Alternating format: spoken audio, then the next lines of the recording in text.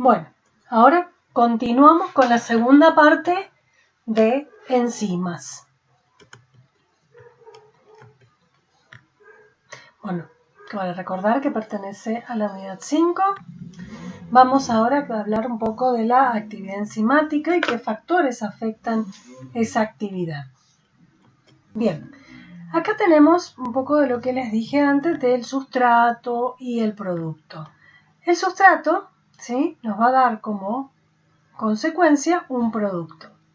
Si vemos, el sustrato se transforma en un producto, pero la enzima, acá tenemos representada con la letra E, la tenemos al inicio de la reacción y al final de la reacción.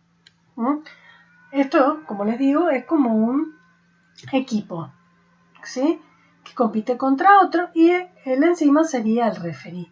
Y acá tenemos que el sustrato no es lo mismo que el producto, es decir, que esto se transforma en esto. Estos son dibujitos típicos que van a observar en un libro en donde la enzima, que es una molécula grande porque las proteínas son grandes, se une a un sustrato en un sitio específico de la enzima que se lo denomina sitio activo. Se une, esta enzima le provoca cambios al sustrato, queda de la misma manera que teníamos al principio y tenemos un producto que no es lo mismo que teníamos al principio. Es decir, que las enzimas son importantes como catalizadores de las reacciones biológicas porque sin ellas serían lentas o no se producirían en condiciones fisiológicas. El sitio activo es la región de la enzima donde se une específicamente el sustrato.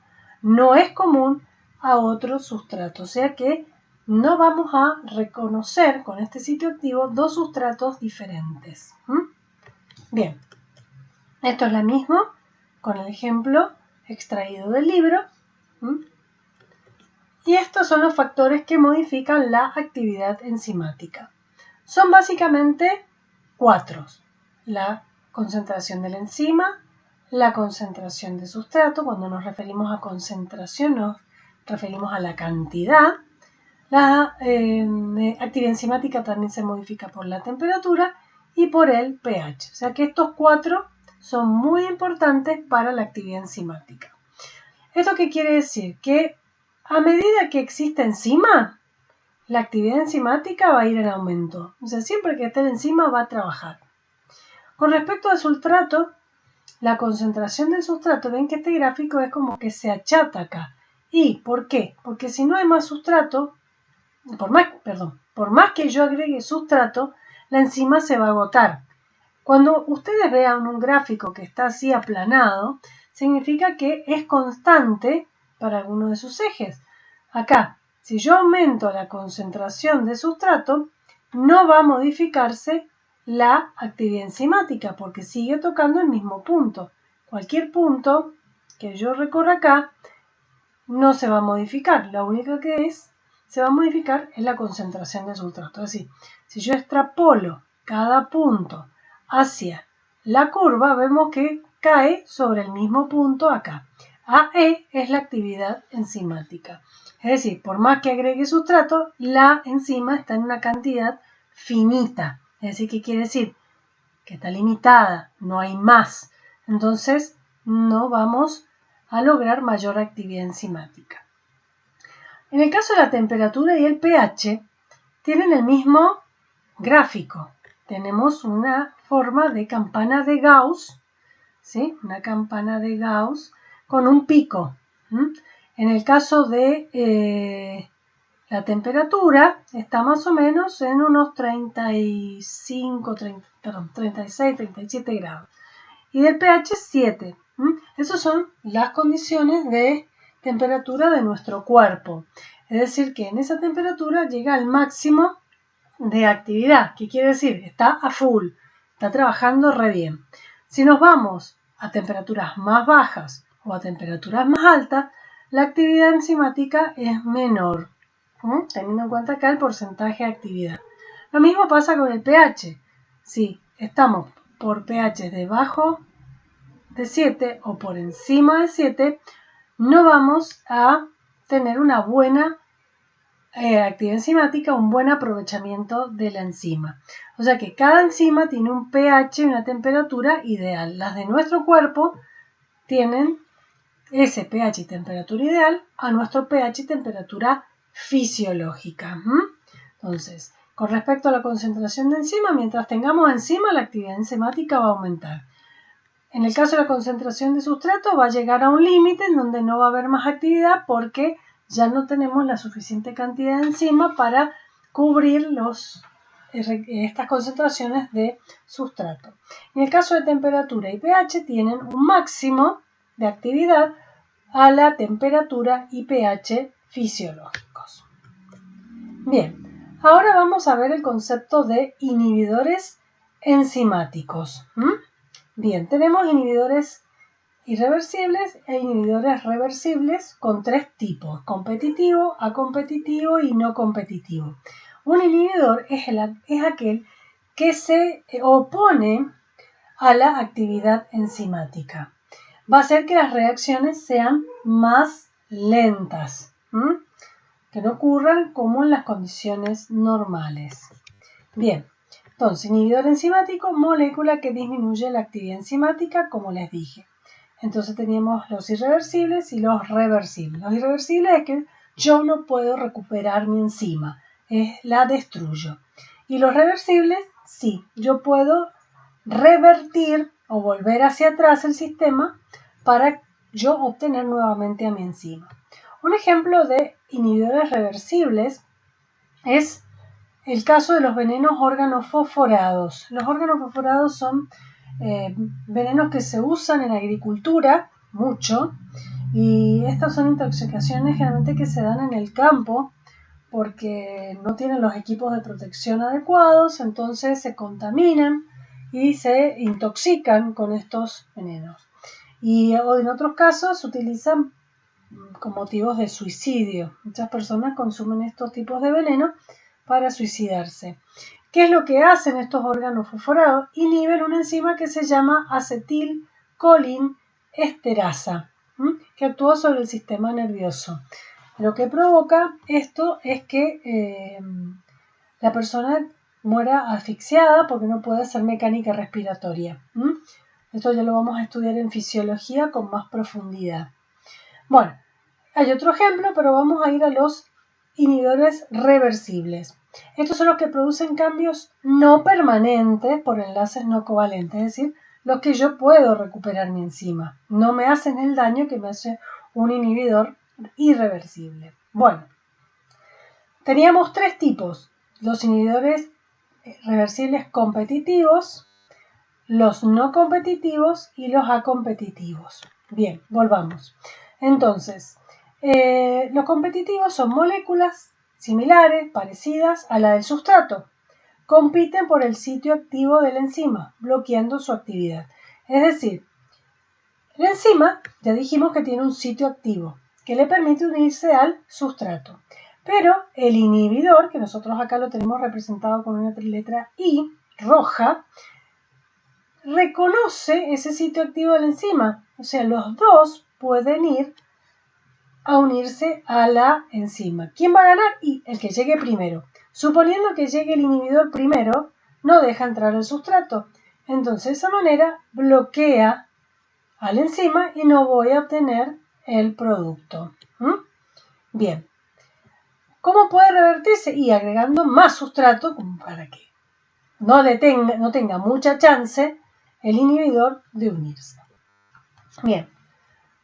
Después tenemos la inhibición no competitiva. En este caso, no se unen al mismo sitio activo.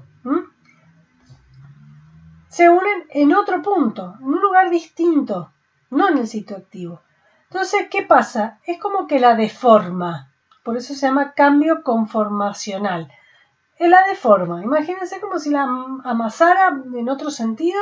Bueno, la deforma, entonces ya el sitio activo no está en el lugar donde debiera, está cambiado, entonces el sustrato no puede ingresar.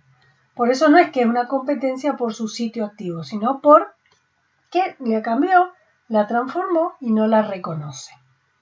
Por lo tanto, tampoco hay producto. Cuando sacamos el inhibidor, De esa manera la recuperamos. En caso de inhibición acompetitiva o anticompetitiva, la molécula que no tiene afinidad con la molécula de enzima libre solo se une al complejo enzima-sustrato bloqueándolo.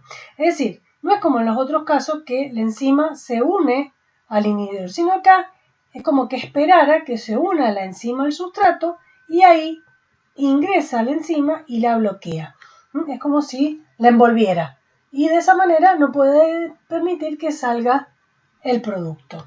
Entonces recuerden que dentro de las reversibles hay 3 tipos: competitiva, no competitiva y acompetitiva. Bien, después esto a grandes rasgos, ¿qué es una enzima reguladora? Las enzimas no pueden actuar eternamente, necesitan cierto tipo de freno para su acción. Muchas veces, una vez que se formó el producto, se frena la reacción enzimática. Este es un tipo de control muy común. Después tenemos los moduladores alostéricos, en donde la molécula se une al sitio regulador actuando negativamente o positivamente, porque también las regulaciones pueden ser acelerando o frenando. Bueno, cuando son homotrópicos son los mismos sustratos que tienen una propiedad de regular, ¿sí? Y los heterotrópicos son moléculas que no son los sustratos, es algo que acompaña a la reacción química. Bien. Después tenemos los que modifican covalentemente, ¿sí? Que estos tipos de enzimas reguladoras las vamos a ver mucho, por eso les puse acá que son muy importantes, que son las quinasas y las fosfatasas, ¿sí? Estas son como los prende y apaga de algunas reacciones químicas y específicamente de activación y apagado de algunas moléculas. Las quinasas son aquellas que fosforilan y las fosfatasas las que desfosforilan. Acá lo que tenemos es enzimas que agregan fosfatos, grupos fosfatos a las moléculas y otras que sacan los grupos fosfatos. Por ejemplo, las quinasas agregan grupos fosfato y las fosfatasas los sacan. Así que estas son muy importantes para muchos procesos biológicos. Así que no se olviden de estos nombres, quinasas y fosfatasas. Ambas están relacionadas con el fosfato. Bueno, y por último, algunos conceptos que son lo que son las proenzimas, ozimógenos, las isoenzimas y la diferencia entre una enzima constitutiva y una inducida. Las proenzimas ozimógenos son aquellas que son las precursoras de las enzimas, porque las enzimas se fabrican y están al principio inmaduras. Necesitan algún estímulo que las transforma en enzimas verdaderas. Un ejemplo de proenzimas son las que terminan en ógeno, por ejemplo el tripsinógeno. Necesitan un estímulo que después la transforma en la enzima activa como es la tripsina. Estas moléculas precursoras son proteínas simples que se encuentran en enzimas, que se convierten, en enzima activa por un proceso de hidrólisis. Es un proceso complejo que no viene al caso que lo aprendan, pero es importante que sepan que una proenzima o un enzimógeno es un precursor de una enzima en forma inactiva. Isoenzimas. Yo les dije que las enzimas eran específicas para cada sustrato. Bueno, existen para algunas enzimas una familia que son parientes y que tienen la misma acción, pero son producidas o actúan en diferentes lugares, ¿sí? Son formas moleculares diferentes para una misma enzima. Por ejemplo, la láctico deshidrogenasa, que es una oxidorreductasa, tiene 5 isoenzimas que están en distintas partes del cuerpo. Algunas en el diafragma, que está en el sistema respiratorio, en el corazón, en la glándula suprarrenal, en el músculo, que no sé, el músculo cardíaco, riñón, vaso e hígado. Son 5. LDH1, 2, 3, 4 y 5. Bueno, después tenemos las enzimas constitutivas o inducidas. Las constitutivas son las que siempre están, siempre actúan y está en equilibrio entre la síntesis y la degradación. Y después tenemos las inducidas, aquellas que están ahí en reserva, como si estuvieran en el banquito esperando entrar al juego, están esperando un estímulo o algo que las libere. Esto, por ejemplo, es cuando vamos a comer algo y nosotros decimos, se nos hace agua la boca. ¿Por qué? Porque el estímulo de la comida, el solo hecho de oler o de mirar un alimento, ya empezamos a salivar. Porque en esa saliva nosotros tenemos enzimas que empiezan a hacer la digestión. Entonces ese tipo de enzimas son inducidas, en este caso por los alimentos. Bien, hasta aquí la clase de enzimas. Así que vamos a subir el trabajo práctico. Tienen una semana, lo vamos a dar hasta el jueves de la semana que viene para que puedan presentar esta tarea. Bueno, nos vemos.